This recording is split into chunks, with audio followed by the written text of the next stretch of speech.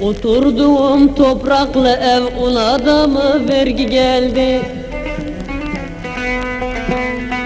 Kapımda var bir tek öküz, ona da mı vergi geldi? Ona da mı vergi geldi?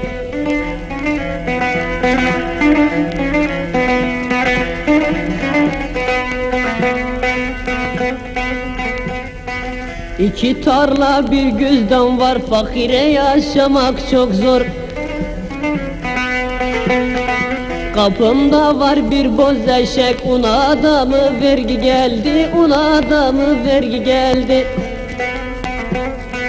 Kapımda var bir boz eşek, ona da mı vergi geldi? Ona da mı vergi geldi?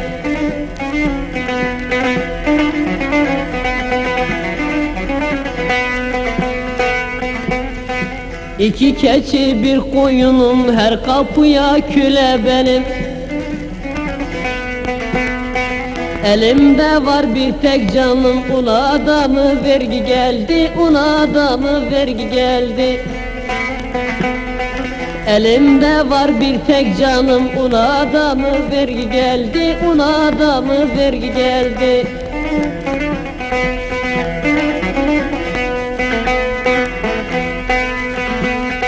Hele fakir olanlara, bu kanundur diyenlere,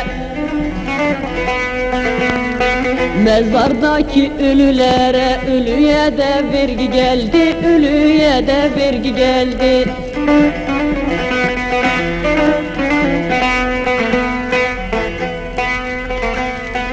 Abdullah derdini yazar, zamlar vergiler hep bize.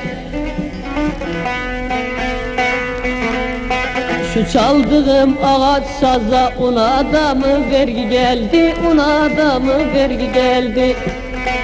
Şu çaldığım garip saza, şu çaldığım ağaç saza, ona da mı vergi geldi? Ona da mı vergi geldi?